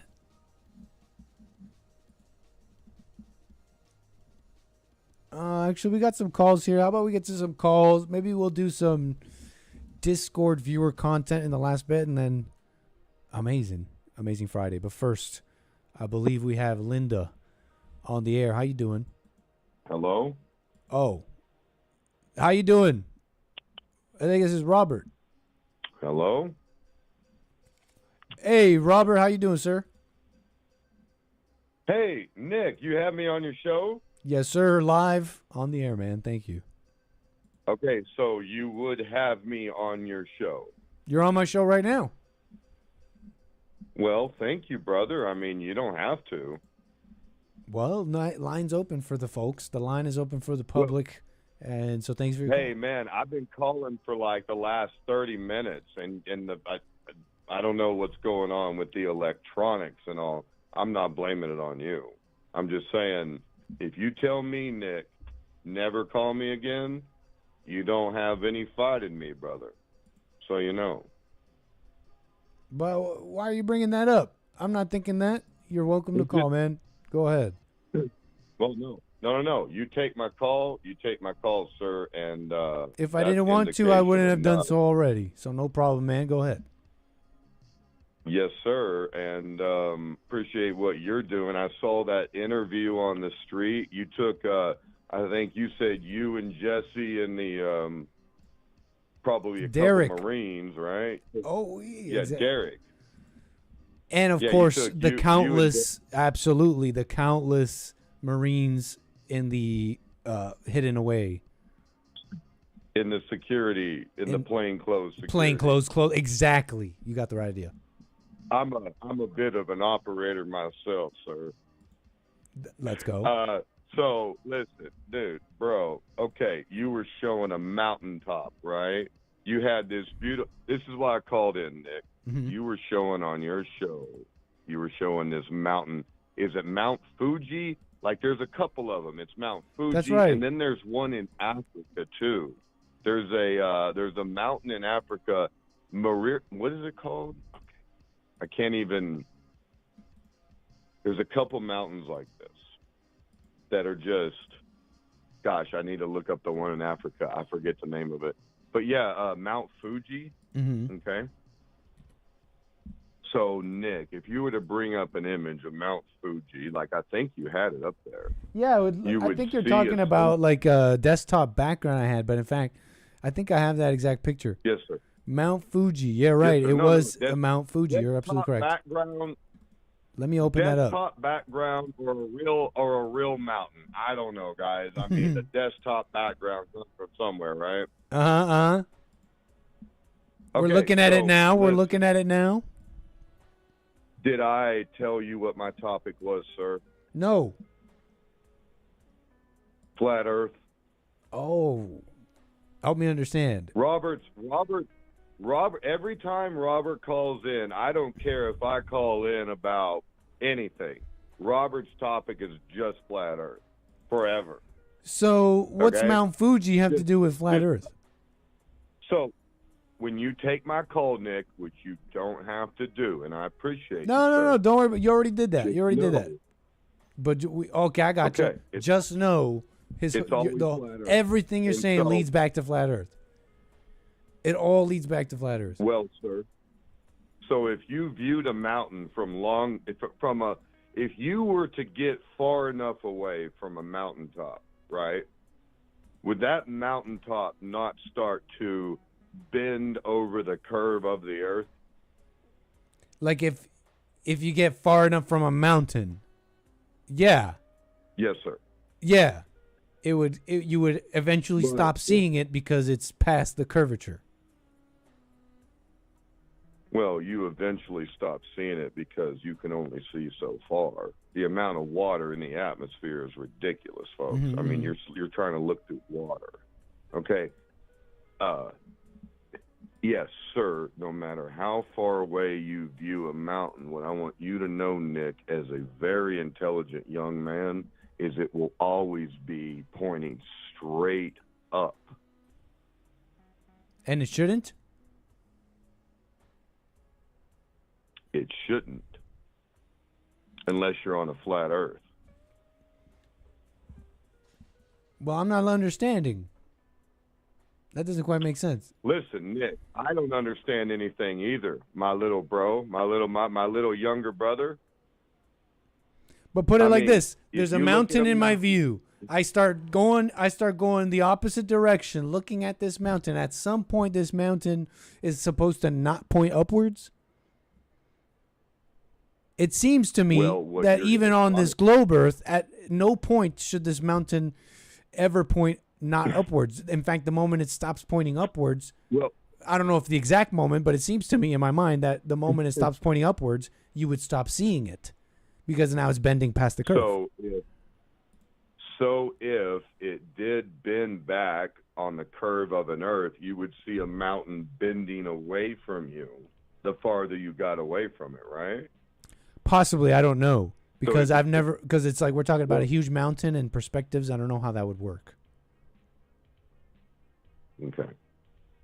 So, guys, if you just look at mountains, it doesn't matter if you're 1 mile or 1,000, the mountains are going to point straight up to the sky. That's all it does. At some point, do those mountains There's no disappear? curve. Well, sir, you can only see so far. I mean, we only have the capacity we have. So then you would be able to zoom in on a eventually- horizon and see the mountain. Well, sir, we have what's in front of us called atmosphere. Mm-hmm. Okay, so I mean, there is a degree of what is it called? Opacity. What's it called? It's where you can't see through something. Yeah, opacity. Opacity. Well, there you go. Thank you, Nick. Thank you for helping me, man. I sometimes I have trouble with words. Mm-hmm. It's opaque. You can't see through it. Something that's opaque. There you go. Yep. Like opaque, because it has so much fluid between you and I mean, you have air, right? You have like non-fluid, but then you have so much in front of you that you cannot see. Like, if I could look at the Rocky Mountains from Wichita, Kansas, right? You would say to me, Robert, how many miles should that be below the curve? Now, Nick, if I can get that picture for you, brother, I try to send it to you. But it's like when you view a mountain, it doesn't matter if you're 1 mile or 1,000 miles away from it. It will always point straight up. So when you I don't show know what that even mountain means. again, Because you look, don't know what it means yet. of course, think about it. Because even if Not you yet. were to, even if a mountain were to curve away from you or whatever, it would always point up to you. You're a young It would man, always and point I up to you understand, because Nick. it's only going away. There's no it doesn't see. It wouldn't be going from your perspective. No mountain can ever go away to a skew off to the left or the right when you're moving away from it. It'll always point up, and then at some point it'll just disappear. Oh. You say that point when it disappears, you wouldn't even be able to zoom in to see it with technology because you have all this atmosphere that piles up. It's just with that much in between you and that mountain at the distance you're at. When it disappears, you just can't see it. It sounds like such a perfect explanation, no? Meanwhile, Well, you can zoom into listen. horizons and see pretty much everything until it disappears behind the curve. But you say it's a perfect explanation. I don't know, whatever. But hey, whatever, man. Well, I no, don't know. listen, Nick, I am not as smart and I am not as young as you, right? So maybe my request is that you try and figure this out. Like if you can show me that the earth is curved, then you can. Now, you need to I'm not realize that interested. that But I have, but You're you know, not this interested. is not. I'm not that interested in this, but this gets brought up, and you're like, Hey, I you're bet you smart. get- Look into this. Hey, listen. You bring it up yourself, and in the very call, and sometimes a little further, I find, yeah, this seems Oh, that's funny. very silly, and kind of Hey, empty. listen, Nick. You ever heard of the term, and I know you are a young bro, you ever heard of the term zeitgeist? Yeah, the cultural moment, so to speak. Okay. Well, zeitgeist, I don't know if you know what it means or not. Yeah, like the cultural moment. you The- Cultural moments? that maybe that's a bad way of Okay. describing it, but it's Hey, supposed to no, describe listen, an era, that's a good no? way. Like an No, it's era, a good like way. a That's your show, brother. yeah, like That's a good way to describe What it. how you Cultural define it? moment. What's your description? I just want to let you know What- that what do if you say zeitgeist don't means? care about, I want you to know, little bro, if you don't care about flat Earth now, you just wait a little bit. So what do you think zeitgeist means? What do I think zeitgeist means? Sure. Where does zeitgeist? Can you imagine the German that made that word? Huh? You see what I'm saying, Nick? I mean, you don't or you do, but listen, bro, you don't have I just to wanted care to now, have a but I'm conversation, telling man. you. I said zeitgeist. I was trying to define it. You're like, okay, whatever you think, man. I'm like, okay, well, tell me what you think. And now you're going off on me about something. Whatever, man. Thank you for I'm the call, not gonna- Robert. Well, you mad at me? Okay. I'm not mad at you. It's just Okay. I'm done. I don't have to do this. Hey. No, it's your show. Do you have another call? Call me again, man. Appreciate your call. Take the other call. Okay, brother. Bye-bye. Call me again, man. Take care. 844-900-2229.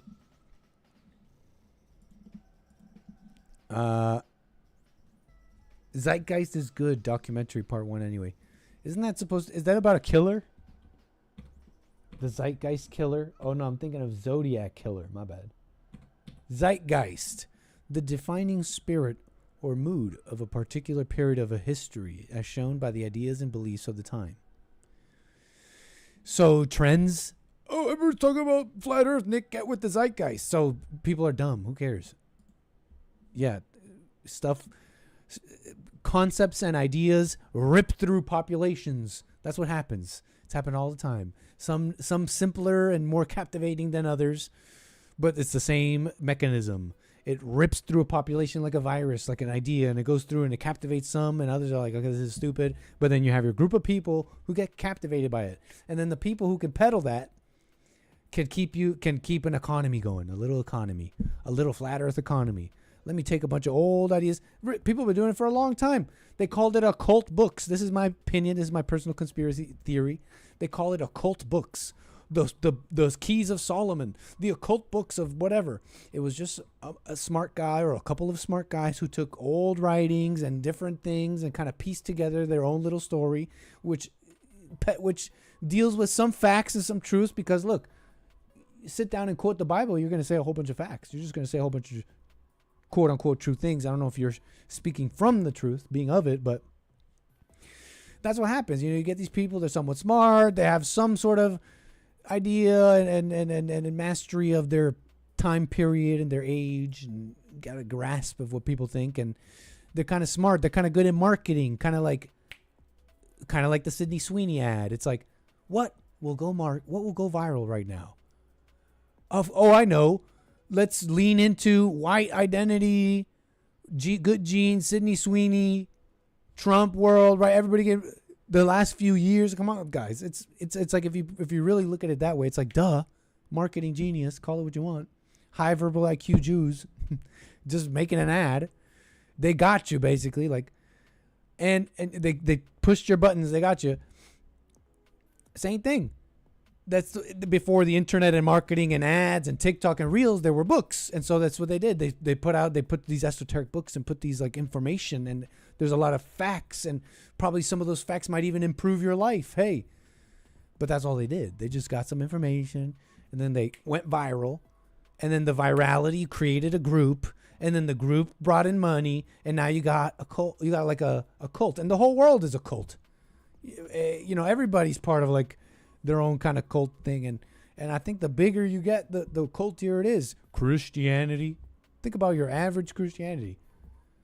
They sit around waiting for the Holy Spirit, and they believe it is an integral part of being a Christian. It's a sign that you're a real Christian. You feel the Spirit. There's millions of people in America sitting around thinking that makes sense. That's a cult. That's retarded.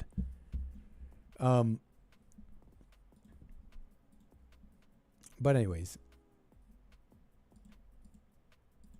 where was I? I want to get to calls, but where was I? Sydney Sweeney. That's what they did. They went viral. It's like Scientology. It's just like Scientology. It's like they basically took a bunch of things from these religions that makes true sense and like deep things from the Bible. That's what it is. And then they gave it its own story, a creative guy named L. Ron Hubbard, and now you got a group. So that's what I think these things are. A zeitgeist. So yeah, that's what I think Flat Earth is, by the way. You have a cult here, the cult of Jesse. We're not... I understand what some of you guys say with that, so I almost want to like joke around with you guys and be like, yeah, we're the best of the cults. Our cult is a cult of love and trying to forgive. Like, wow.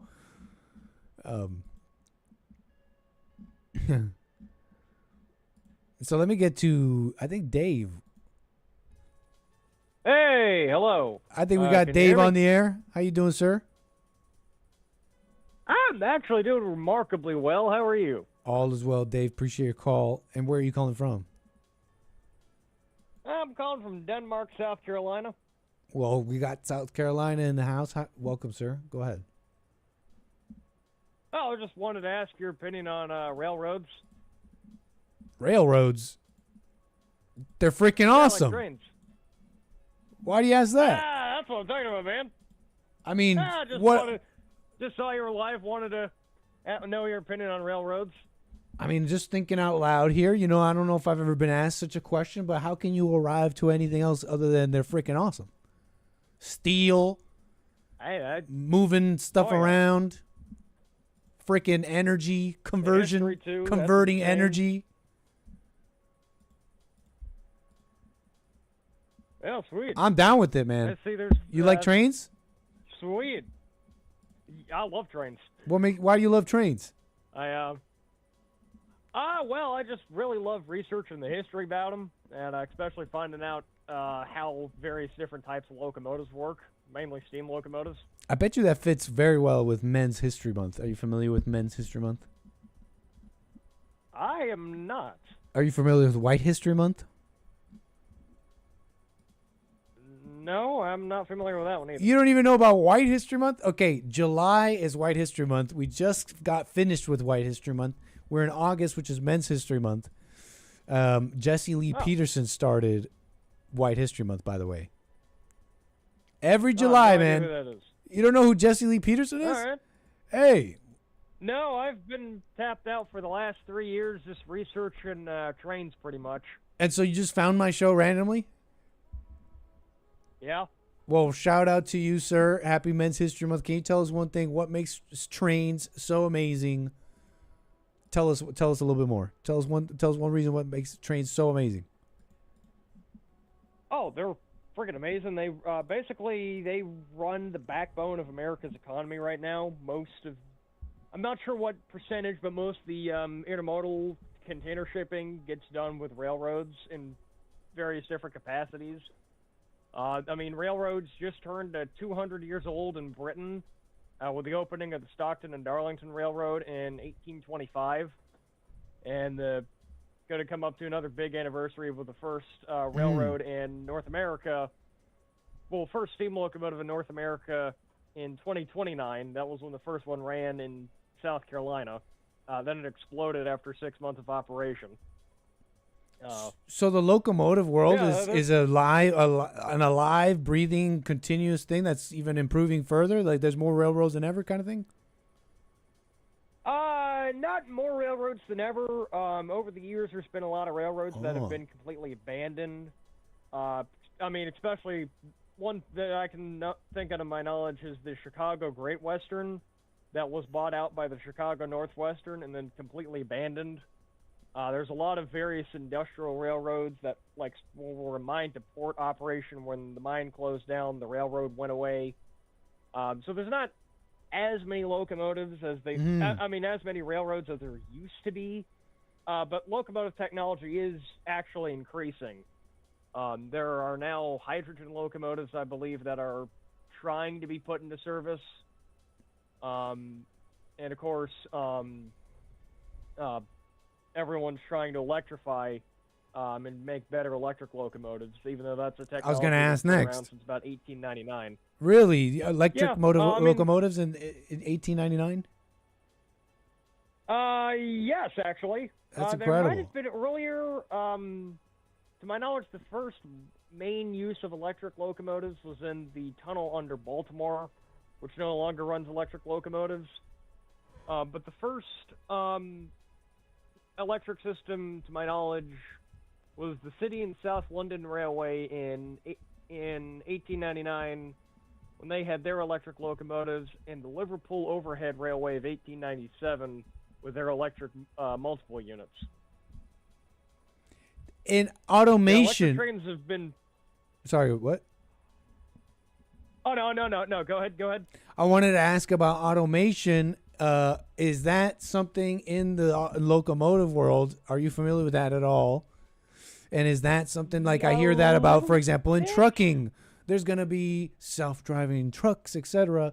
What is self-driving any of that technology making a foray into the locomotive world? There are some systems out there. The Docklands Light Railway out in Britain is a completely automated metro. Same thing with, I believe, the Tyne and Weir Metro and some bits of the DC Metro. It's mostly passenger systems that run autonomous locomotives, mainly so that they don't have to have the cost of paying crews, and you can have better frequencies because you don't actually have to have people to run the trains. But it's probably going to be a long, long time before freight railroads adopt to autonomy. Interesting, man. My audience, they know me more of as an aviation guy, now that you mention it, but we definitely can show appreciation for locomotives on this fine Men's History Month, appreciating the great men who built this country and has given us the modern world we enjoy today. in many ways, right? So shout out to locomotives. Very cool, man. Well, Very at cool. the last you say it's Men's History Month, and you were talking about the great men that have built this.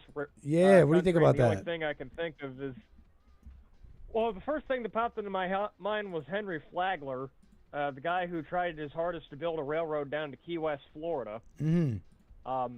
It didn't go very well because they literally had a railroad built on bridges over the ocean, basically, and never turned a profit in the history of its operation. And the guy who Henry Flagler died like within a few months of its completion. Wow.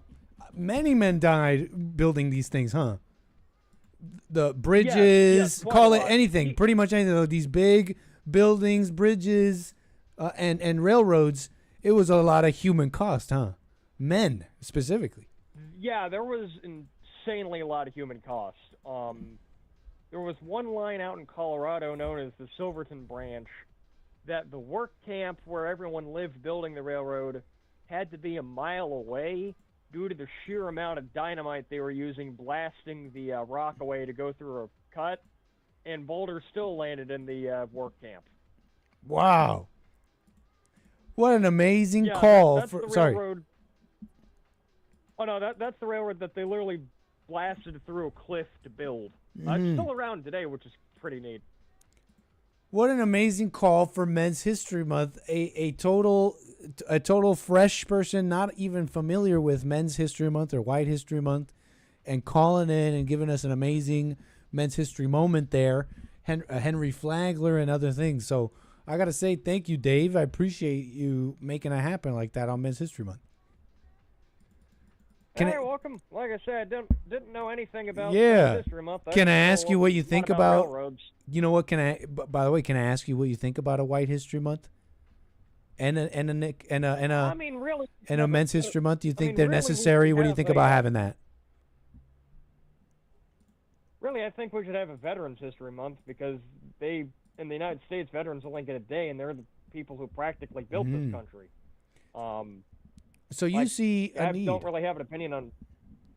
You don't have an opinion on what? Yeah, because I support veterans. Brandon, I know a decent amount of U.S. military history, and it's sad that they only get a day of recognition. When there's all sorts of great veterans that have done a whole lot for this country. I don't really have an opinion on White or Black History Month. Mm-hmm. I didn't even know that either of them existed, really. Like I said, I've been tapped out of politics. I've Right. been researching trains for the past pretty much ever since the pandemic. Let the world I go don't to really hell. have an Learn opinion about on either of trains. those. So, but you know about a Black History Well, I Month, mean, there right? was And a you bit knew more about factors. February. There was a bit more factors to it, but yeah.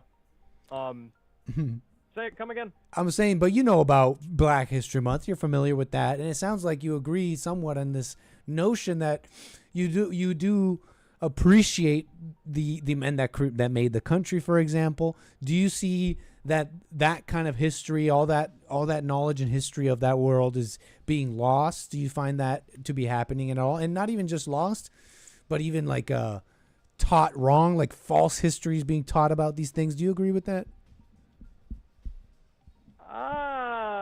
I mean, it's been a while since I've actually done a deep dive into like history and like school textbooks and whatnot. I didn't realize any of that stuff was being lost or anything. Yeah, man, they're granted, taking down statues. They're having protests and making a big deal about white history, men history. Well, most of the statues they've been taken down is for the Confederates. And what do you think about that? Granted, I don't think tearing down statues is the best thing to do, but granted, I don't really agree with a whole lot the Confederacy stood for anyway. And why do you say it's not the best thing to do? I mean, the war was fought over literal slaves, man. But why do you said it was not the best thing to take down the statues? Why do you say that? Oh, because it's history. Got to learn from it. Learn Right. from history so don't repeat history. Exactly. But I was saying, like, most of the stuff that's been taken down are the Confederates, and I don't don't really agree with that, but also I don't really agree with what the Confederates did in general. But you don't have to That's a agree very with slippery them. slope that I'm not prepared to go down not prepared today to go down. But isn't it worse to lie and out of anger destroy these things so that we may not learn? Isn't it worse to then teach the following generations a false history over that? Do you disagree or agree with that? I mean, it is not a good idea to teach incorrect history to generations. Yeah. Well, to future generations. It's not a good idea to say, oh wow, the Axis powers were the good guys or something like that. That's just stupid. That's Do you find it at all a shame? That's not a good idea. Do you find it at all concerning or a shame that future generations won't know about Henry Flagler or even beyond that, just simply the great men that created America, that founded America, Well, there's on the principles they believed in? There's a lot on Henry Flagler. If you go down to Miami, they literally go down to Florida, there's literally a Flagler County. Miami tried to get themselves named after Henry Flagler. They're in the train Amazing. station in Miami. There's literally a bar dedicated to the two wives he had. There's an entire podcast about the Florida East Coast Railroad. Like Flagler's a decently known individual. He's not going to be erased from history for But quite do a you while. find it at all concerning or a shame that people like him and other history, like we agreed on, the statues being taken down, etc.? Didn't you find that? Do you find it concerning at all that future generations won't know about the great men and white men and that created America? Do you think it's important to remember those things? Well, yeah, but I also agree that it's important to remember the women and the black men that helped create America, like Robert Smalls or Betsy Ross or what's her name? But they just helped. Oh wait, no, that was in World War But they II. just helped. Sorry. No, they really did. Would they have done it without the white man? Robert Smalls? Would they have done it without the white man coming to and discovering America?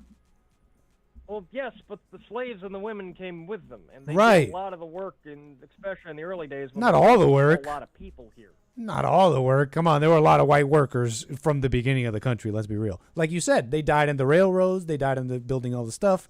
I'm sure a vast majority of those were white. Am I wrong about that?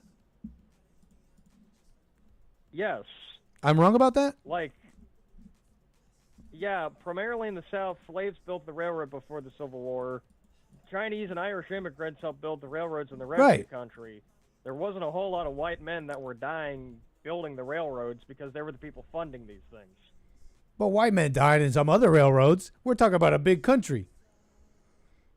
The vast majority of workers in America from the beginning during locomotive accidents. But let's be real on this one, right? Like from the beginning of America, the vast majority of workers from all across all projects and all businesses, the vast majority, even now, it's changed a lot, but it's been an enduring hundreds of years of the vast majority of America being white workers. And yes, there were others helping and slaves and all that stuff, but tell me if I'm wrong. I want to learn. Tell me if I'm wrong about this. But my impression is that it's been a large story of a couple hundred years of white workers dying and making families and doing all this.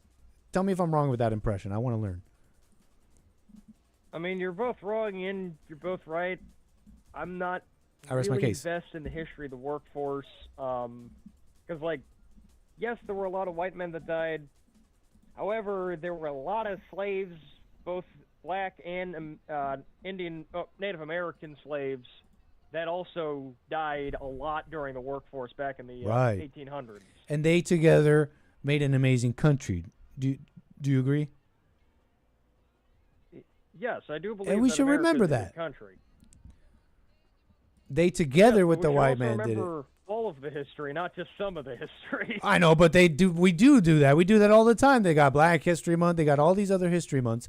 And notice they have those other history months because they built it on a grievance against the whites. And I find that a bit of a travesty. Don't you think it'd be the right thing to do to love this country would be to say the truth, whether it hurts, whether it's real, not to lessen the great things and not to overplay the terrible things? Isn't it the loving thing to do to just say the truth about the country without all this lie. Come on, let's be real. They're teaching lies, telling us that the black man today is suffering from these things from yesterday, and none of those people are around. And that's just a wrong. Tell me that's not a loving thing to teach black people. They need to overcome this illusion so that we all may, grow and show appreciation in this country. Because, personally, for example, my family came illegally.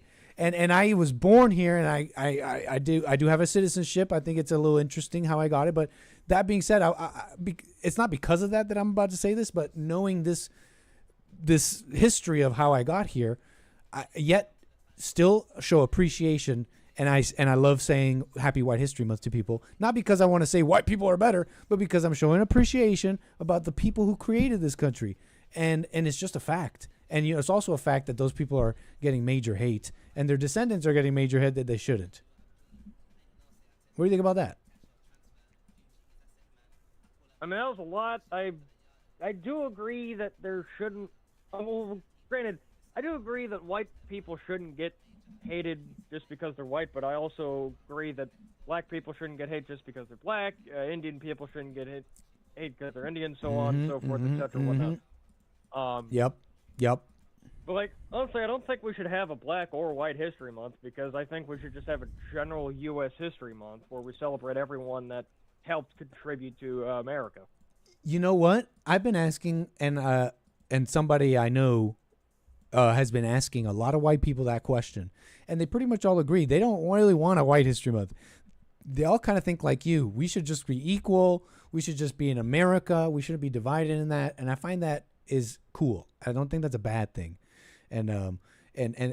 But that's not why we started White History Month. We started it because what you don't know is, put it like this, man. You're saying I just want it to be equal, and we just have American history. But here's what you don't understand: all these people of color who are saying we don't need a White History Month, every day is White History Month. They're not saying it for the same reason you are. They're saying it because they have a hatred and a jealousy. And they were taught this. It was wrong. It's wrong. But they have a hatred and a jealousy. I mean, you're saying let's have American history. Yeah, thank you for that, by the way. Yeah, sorry, this is going a little bit over my little over my qualifications, because like I said, I came here to talk about trains, not whether we should have a black or white or Hispanic or whatnot History Month. I think we should have a general, overall, broad American History Month and a Veterans Appreciation Month, because veterans. That's right, man. It sort of bugs me off that, like I say, we got a White History Month, we've got a Black History Month, we've got a Pride Month, yet we only have a singular day for veterans, which have done a heck of a whole lot for this country. But nobody cares about nobody's gonna bat an eye to all those other history months, but you bring up a White History Month and that's a big deal. But anyways, I didn't even create White History Month. You know who did? A black man. His name is Jesse Lee Peterson. Like I say, I don't know him. I literally just came on to talk about trains. It's no problem at all, man. We don't have to. We're not debating. It's no problem at all. We can move on from the topic, but we're not debating. We're just having a discussion. Yeah, But I just wanted you to know. Like I say, I'm not very qualified to talk about all that stuff. That's silly. Don't say that. We're all qualified to talk about things. You're a man living in this world. You could talk about your opinions and speak freely. No big deal. But that being said, we don't have to harp on this. I appreciate your call, man. Out of total random, you're not even familiar with what I do, but I did want to make it clear that the man who made White History Month is a black man who grew up in Alabama during the Jim Crow era. Yeah, his name is Jesse Lee Peterson. The guy who wrote the song Dixieland lived in New York and never even stepped foot below Virginia. Is that true? No way. Yeah. Yeah, well, the guy, well, I'm not saying that for any reason. Right? I just wanted you to know who it was. I'm not saying it for any reason. Yeah, your comparison sort of makes sense, but also I've heard that story of X guy invented this, yet never was affiliated with it whatsoever. Well, I'm just saying that man is who created White History Month, and he lives today, and he started it 8 years ago. It's a very new thing. It's a modern thing. And if you ever just wanted to hear, Jim Crow era. How old is this man? he's in his 70s now. Okay. But check him out. He's an interesting guy. Actually, no, you're right. Most of that stuff stopped about the late '60s, early '70s ish. Yeah, man. He started White History Month because he loves America and just wants to show appreciation, and he wants future generations to know the things that you're kind of talking about a little bit, the great men, and that he doesn't want them to forget because he is very aware of how all that's changing. So it's not a hate thing; it's a love thing. White History Month again? July. Yeah, I just looked it up, and I'm not seeing anything about it. You look up White History Month, Jesse Lee Peterson.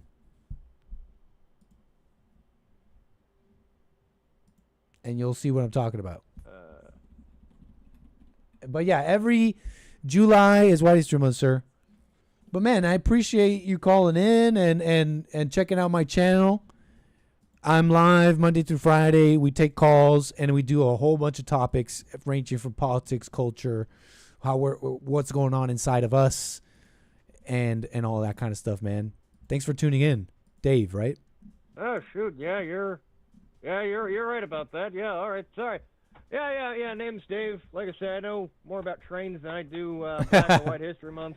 Fair enough, man. Fair enough. Because I've got. Where did you catch my show, by the way? YouTube or where? Oh yeah, I just looked up YouTube. Looked up call in, see who was on, and I just go and to ask if they like trains or not. Oh, there you go. That's cool, man. Yeah. Well, I do appreciate that. You're welcome. What else did I want to ask you here? Call me again, man. Yeah, I'll call you if you're live again. Yeah. I've got a decently busy week next week, but I'll see if I can hop on. Full a schedule full of shows to ask them about trains. I mean, I've got what was it? I just found the builder's photo for two steam locomotives from 1906. Oldest train book in my collection is from 1877, so I've got some pretty interesting stuff. Call me again about it, man. It's Men's History all month, by the way, so if you got another Men's History moment, I'd love to hear it. Not really. No, I mean another day. We got all month. All right. I'll talk to you later. Call me again, sir. Take care. That was interesting. That was random. He had never heard of Jesse or anybody, so that was cool. Just getting to know Dave a little bit. All right, y'all. That's pretty much it from me. That's the show. Hope you enjoyed the show. A little chill stream here on a Friday. Kicking off Men's History Month with Dave and all of my lovely viewers here. I appreciate my Rumble viewers, rumble.com/American Anchor Baby, punchy.tv/Anchor Baby. And what else can I say? All my viewers on YouTube, thank you for liking, subscribing, doing the things. Make sure you leave a comment and let me know what you like, what you don't like, etc. Let me make sure we got everything done here. But that's it, folks. That is got to be it here. Terry, thank you. Appreciate the little super chat there. Always a pleasure. And nice to see everybody. Enjoy the rest of your Friday. We'll be back for more American Anchor, baby. Amazing. Take care. Peace.